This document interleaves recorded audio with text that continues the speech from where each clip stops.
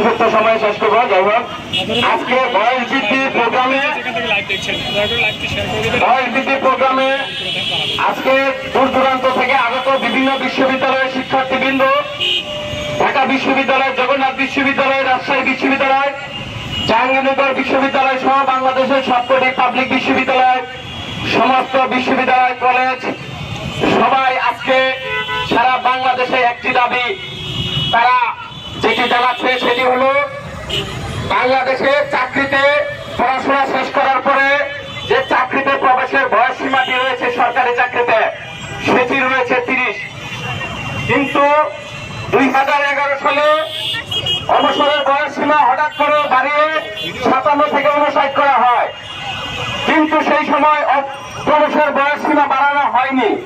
কিন্তু তৎকালীন speaker advocate Abdul Hamid উনি 35 করার জন্য প্রস্তাব করেন, কিন্তু সেই প্রস্তাবটি আমলে না নিয়ে দীর্ঘ 12 বছর এই বয়স সীমার বিষয়টি ঝুলিয়ে রেখেছিল এই ফ্যাসিস্ট হাসিনা সরকার, যে কারণে লক্ষ লক্ষ উচ্চ শিক্ষিত বেকার ছাত্র সমাজ আজকে বেকারত্বের কলার কাছে মাদক সেবন সহ বিভিন্ন অন্যায় অপকর্মে তারা লিপ্ত হচ্ছে এবং তারা আত্মহত্যার পথ অনেকে বেছে নিয়েছে।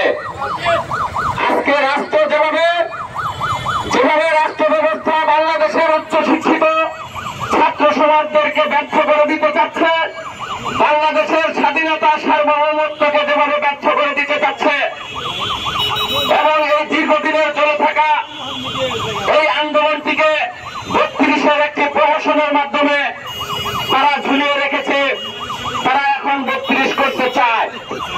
অথচ গত 30 সেপ্টেম্বরের আমাদের যমুনা ঘেরাও কর্মসূচির পর একটি কমিশন হয়েছিল, সেই কমিশন থেকে সুপারিশ করা হয়েছে পুরুষদের ক্ষেত্রে চাকরিতে প্রবেশের বয়স সীমা 35 এবং নারীদের ক্ষেত্রে 37। আমরা সেই কমিশনকে স্বাগত জানিয়েছিলাম এবং সেই সাথে আমাদের দাবি ছিল শর্ত সাপেক্ষে যে সমস্ত ক্ষেত্রে উন্মুক্ত করা যায়, যেমন শিক্ষা খাত, শিক্ষার যেমন বয়স নেই, আমরা মনে করি শিক্ষকদেরও কোনো চাকরির কোনো বয়স সীমা থাকতে পারবেন না।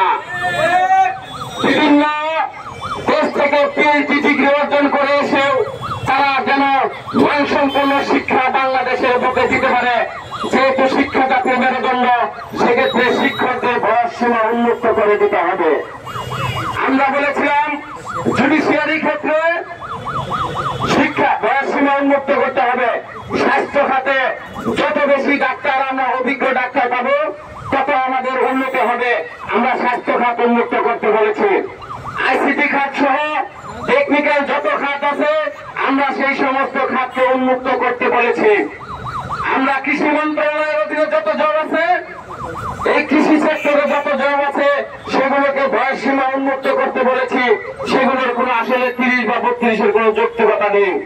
খাদ্য মন্ত্রণালয় সহ সমাজ কল্যাণ গবেষণা পরিকল্পনা, এনজিও, গার্মেন্টস সেক্টর সহ প্রাইভেট যে সমস্ত কোম্পানি বয়স সীমা উন্মুক্ত করা যায়।